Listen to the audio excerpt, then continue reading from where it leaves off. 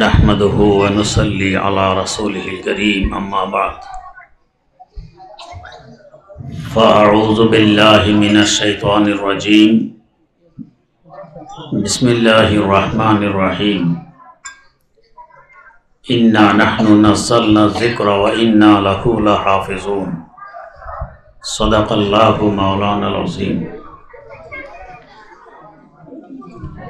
Halves छात्रদের পাগড়ি প্রদান উপলক্ষে আজকের এই সমাবেশ।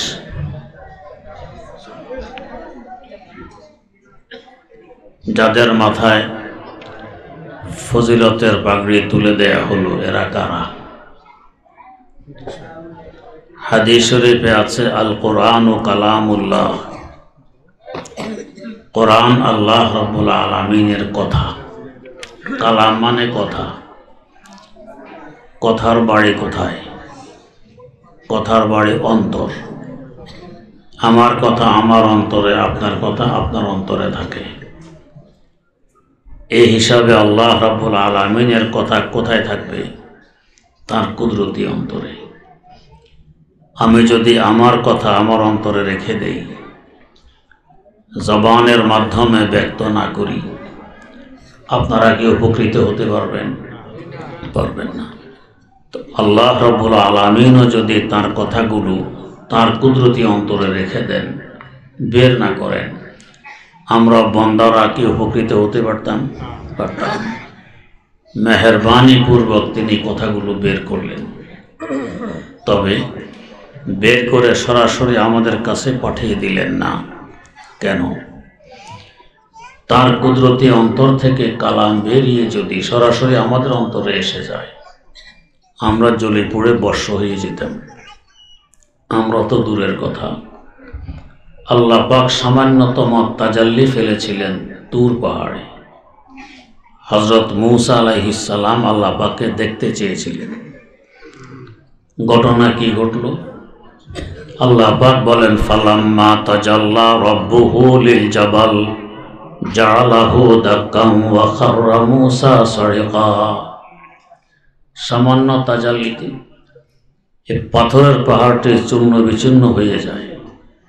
হযরত মূসা আলাইহিস সালাম বেহুশ হয়ে পড়ে যান। একজন সাহেবে জাহ জালাল পয়গম্বরের যদি অবস্থা হয়, তার কুদরতি অন্তর থেকে কালাম বেরিয়ে আমাদের অন্তরে আসলে আমাদের কি অবস্থা হতো? মেহেরবানি পূর্বক সরাসরি আমাদের কাছে পাঠালেন না। প্রথমে রাখতেন লোহে মাহফুজে। লোহ মানে তক্তি, সিলেট। মাহফুজ মানে সংরক্ষিত। সংরক্ষিত তক্তিতে রাখলেন। সেখান থেকেও যদি আমাদের কাছে পাঠিয়ে দিতেন, বরদাস্ত করার মতো যোগ্যতা আমাদের নেই, আমরা সইতে পারতাম না। তাই সেখান থেকে না পাঠাইলেন বাইতুল ইজ্জতে, দুনিয়ার আকাশের বাসিন্দাদের কেবলায়। ওখান থেকেও আমাদের কাছে পাঠাইলেন না। সেখান থেকে আমাদের কাছে পাঠাইলে আমরা সইতে পারতাম না। সেখান থেকে পাঠাইলেন হযরত রাসূল আকরাম সাল্লাল্লাহু আলাইহি ওয়াসাল্লামের কলম মোবারক। তিনবার স্টেশন দেয়া হইল। কেন? একটি দৃষ্টান্তের মাধ্যমে বোঝার চেষ্টা করি। আমরা যখন রাত্রে শুইতে আসি, যদি বাতি জ্বালানো থাকে, অধিক আলোর কারণে ঘুম আসে না। বাতি নিভিয়ে দিলে অধিক অন্ধকারে ভয়ের কারণে ঘুম আসে না। জ্বালানোও যায় না, নিবানোও যায় না। তখন আমরা ডিম লাইটের ব্যবস্থা করি। বেশি আলো থাকে না, অন্ধকারও হয় না, মধ্যম পন্থা অবলম্বন করি। ডিম লাইট কামরাই নেই। এখন কি করব? চিন্তা করে বুদ্ধি বের করি। লাইটের উপরে, বাল্বের উপরে একটি প্যাকেট লাগাই দিই, ঠোঙ্গা লাগাই দিই। আলো এখনো বেশি, আরো কম হওয়া দরকার। প্যাকেটের উপরে আরেকটি প্যাকেট লাগাই দিই, আরো কম হলে আরো ভালো। এর উপরে আরেকটি লাগাই দিই। তিনটি প্যাকেট লাগানোর পর এবার আরামে ঘুমানো যাবে। এই সময় যদি কোনো অবোধ শিশু এই কামরায় আসে, সে ভাববে এই বাতিটি পাওয়ারলেস, এর কোনো পাওয়ার নেই। আপনি বোঝেন না, বাতি যদি 100 পাওয়ারের হয়, এখনো 100 পাওয়ার আছে, তবে নিয়ন্ত্রণের কারণে, প্যাকেটের কারণে আমার কাছে আলো পৌঁছতে পারতেছে না। আমার আল্লাহর কালাম জ্যোতি কি পরিমাণ, পাওয়ার কি পরিমাণ, যারা এগুলো বোঝে তাদের মধ্যে অন্যতম ইমামুল আসর হযরত শাহ আনোয়ার কাশ্মীরি রাহিমাহুল্লাহ। হযরত বলেন, নজমে নজমাশ দরবরাত হস্তে বরতর জাফতাব, নজমে নজমাশ দরবরাত হস্তে বরতর জাফতাব, হরফে হরফে ও শিফা হস্ত খুদা বারে রশিদ। আমার আল্লাহর পুরা কালামের জ্যোতিতে পরের কথা, এক একটি অক্ষরে এই পরিমাণ জ্যোতি রয়ে গেছে। যদি নিয়ন্ত্রণ না করা হতো এখানে প্রকাশ পেত। আমাদের 20 কোটি বর্গ মাইল আয়তনের পৃথিবী থেকে 13 লক্ষ গুণ বড় বিরাট বিশাল সূর্যকে অন্ধকার মনে হইত। এমন জ্যোতিওয়ালা কালাম আমাদের ভিতরে আসলে কি দশা ঘটত। তাই আল্লাহ পাক প্রথম পাঠাইলেন লোহে মাহফুজে। ধরুন একবার নিয়ন্ত্রণ করা হইল, প্যাকেট লাগানো হইল, এখান থেকে পাঠাই দিল, আমরা সইতে পারতাম না।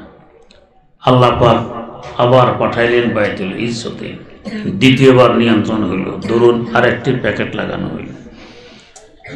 এখান থেকে পাঠাইলেন রাসূল আকরাম সাল্লাল্লাহু আলাইহি ওয়াসাল্লামের কলম মোবারক, আরেকবার নিয়ন্ত্রণ হইল, ধরুন আরেকটি প্যাকেট লাগানো হইল, 3 বার। এখন উম্মত বরদাস্ত করতে পারবে। এখন আদেশ আসলে হতল, মা ওহিয়া ইলাইকা মিনাল কিতাব, ও নবী, ওহির মাধ্যমে যে কিতাব আপনার কাছে পাঠাই দিয়েছি, আপনি তেলাওয়াত করে কিতাবটি উম্মতকে পৌঁছিয়ে দিন। এখন উম্মত বরদাস্ত করতে পারবে। এবারে আসুন, এই কালাম আছে রাসূল আকরাম সাল্লাল্লাহু আলাইহি ওয়াসাল্লামের কলম মুবারকে, আছে এই ছাত্রগুলোর অন্তরে। এদের অন্তরটি এখন সাদৃশ্য হলো দো জাহানের বাদশাহ সাল্লাল্লাহু আলাইহি ওয়াসাল্লামের কলমের। এই কালাম আছে বাইতুল ইজ্জতে, কালাম আছে এদের অন্তরে। এখন এদের অন্তর সাদৃশ্য হলো বাইতুল ইজ্জতের। এই কালাম আছে লোহে মাহফুজে, কালাম আছে এদের অন্তরে। এদের অন্তরটি এখন সাদৃশ্য হলো লোহে মাহফুজের। চিন্তা করুন তো অন্তরটার মূল্য কত। আবার এই কালাম আছে আল্লাহ রাব্বুল আলামিনের কুদরতি অন্তরে, কালাম আছে এদের অন্তরে। এই অন্তরটা জাহান্নামের আগুনে জ্বলবে, কল্পনা করা যায়? যায় না তো যায় না। এই কালামের বরকতে আল্লাহ পাক এমন পাওয়ার এদেরকে দিয়ে দিয়েছেন যে তোমার বংশীয় এমন 10 জন মানুষ যাদের উপরে জাহান্নাম ওয়াজিব হয়ে গেছে, তুমি সুপারিশ করে এদেরকে জান্নাতি বানাইতে পারবে। কালামের দাম কত! আল্লাহ রাব্বুল আলামিন আমাদেরকে যত নেয়ামত দিয়ে রেখেছেন, আমাদের থাকা, খাওয়া, পড়া, সুখ, শান্তি, রিজিক, সকল নেয়ামতের মূল এবং উৎস এই কোরআনে কারীম। যতদিন এই কিতাব থাকবে জগতে, সব নেয়ামত চলতে থাকবে। কিতাব উঠে যাবে, নেয়ামত বন্ধ হয়ে যাবে, কিয়ামত কায়েম হবে। হাদিস শরীফে আছে কিয়ামতের আগ মুহূর্তে এক ব্যক্তি দেখবে তার কোরআন শরীফের পৃষ্ঠাগুলো সাদা, কোনো লেখা নেই। সে ভাববে কেমিক্যাল জনিত কারণে হয়তো লেখা নষ্ট হয়ে গেছে। পার্শ্ববর্তী আরেক ব্যক্তিকে গিয়ে জিজ্ঞেস করবে, তোমার কোরআন শরীফটা দেখো তো কি অবস্থা। ওর কোরআন শরীফ খুলে দেখবে এইটাও সাদা, কোনো লেখা নেই।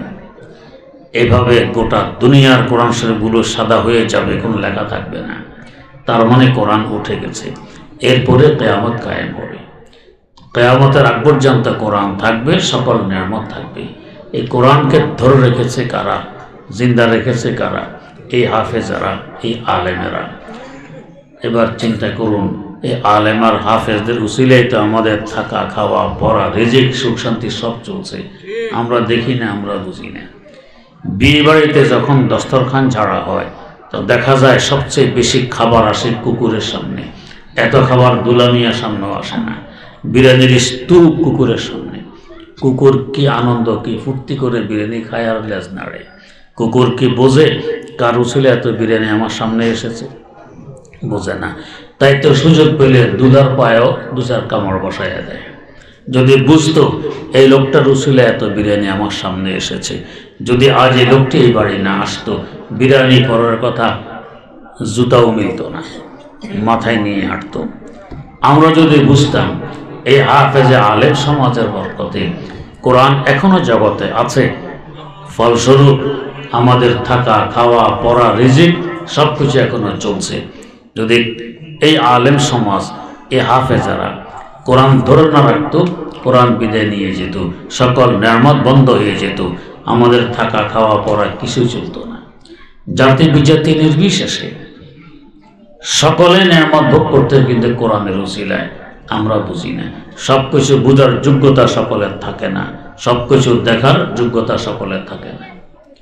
শাইখুল হাদিস আল্লামা জাকারিয়া রহমতুল্লাহ আলাইহি লিখেছেন, কদরের রাত একজন মুয়াজ্জিন উঠেছেন মিনারার আগায়।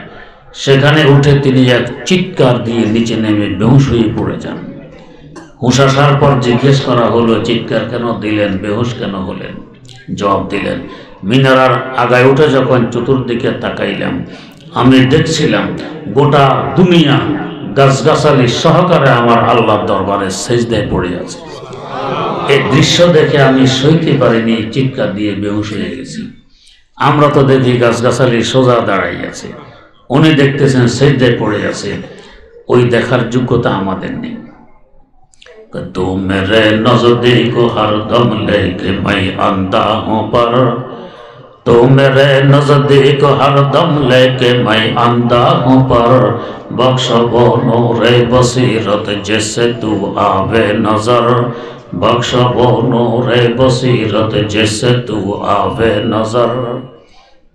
দেখার মতো, বুঝার মতো যোগ্যতা নেই, তাই দেখি না, তাই বুঝি না। বাস্তব কিন্তু তাই।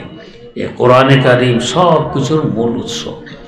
আল্লাহ রাব্বুল আলামিন এই কোরআনের একটি মাদ্রাসা আপনাদেরকে দান করেছেন। এতগুলো হাফেজ এখানে কোরআনকে রক্ষণাবেক্ষণ করেছে সিনায়। এদেরকে আমরা বলি হাফেজ। কেন বলি? আল্লাহ পাক বলেন, কোরআন অবতীর্ণ করেছি আমি, কোরআনের হাফেজও আমি। ওয়া ইন্না লাহু লাহাফিজুন, হাফেজের বহু বচন হাফেজুন। তো কোরআনের বাস্তব হাফেজ আল্লাহ পাক নিজে। আমরা বাংলায় বলি রক্ষক, যে রক্ষণাবেক্ষণ করে তাদেরকে আরবিতে বলে হাফেজ।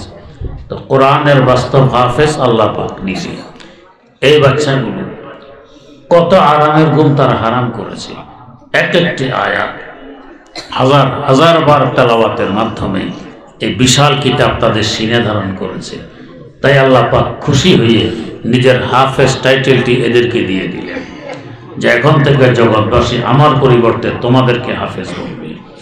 না হয় দুনিয়ার কোনো রাষ্ট্র এই আইন করেনি যে কোরআন শরীফ মুখস্থ করলে তাকে হাফেজ বলতে হবে। কোনো মুফতি এমন ফতুয়া দেননি যে কোরআনের কারিম মুখস্থ করলে হাফেজ বলতে হবে। অটোমেটিক মানুষের অন্তরে এসে গেছে এই ছেলেটাকে হাফেজ বলতে হবে। অটোমেটিক কিভাবে আসে? হাদিস শরীফে আছে, আল্লাহ পাক যখন কোনো বান্দাকে ভালোবাসেন তখন তিনি হযরত জিবরাইল আমিন আলাইহিস সালামকে ডেকে জানিয়ে দেন, ও জিবরাইল, অমুক বান্দাকে আমি ভালোবাসি, অতএব তুমিও ভালোবাসো। হযরত জিবরাইল আমিন আলাইহিস সালাম আকাশের ফেরেশতাদেরকে ডেকে জানিয়ে দেন, ও আকাশের ফেরেশতারা, অমুক বান্দাকে আল্লাহ পাক ভালোবাসেন, আমি জিবরাইল ভালোবাসি, অতএব তোমরাও ভালোবাসো। আকাশের ফেরেশতারাও তখন ওই বান্দাকে ভালোবাসতে থাকেন। এর সাথে জমিনের ফেরেশতাদেরকে জানিয়ে দেন, ও জমিনের ফেরেশতারা, অমুক বান্দাকে আল্লাহ পাক ভালোবাসেন, জিবরাইল আমিন ভালোবাসেন, আমরা ভালোবাসি, অতএব তোমরাও ভালোবাসো। জমিনের ফেরেশতারাও তখন ওই বান্দাকে ভালোবাসতে থাকেন। এর পাশাপাশি সকল মানুষের অন্তরে ওই ব্যক্তির ভালোবাসা ঢুকিয়ে দেন। সবাই ভালোবাসে, জানেও না কেন ভালোবাসে। হযরত নিজামউদ্দিন আউলিয়া রাহিমাহুল্লাহ নাম জানেন তো? ভালোবাসা আছে কি নেই? আছে। অথচ আজ থেকে প্রায় 850 বছর আগে তিনি বিদায় নিয়ে গেছেন। এরপরও এত ভালোবাসা, আমরা কেউ তাকে দেখিনি। একাধ বেলা তিনি আমাদেরকে দাওয়াতও খাবারনি, 5-10 টাকা হাদিয়াও দেননি। এত ভালোবাসা কেন? আল্লাহ রাব্বুল আলামিন তাকে ভালোবাসতেন, তাই ফেরেশতাদের মাধ্যম হয়ে দুনিয়াবাসীর অন্তরে তার ভালোবাসা ঢুকে আছে। শুধু মানুষ যে তা নয়, সকল মাখলুকের অন্তর।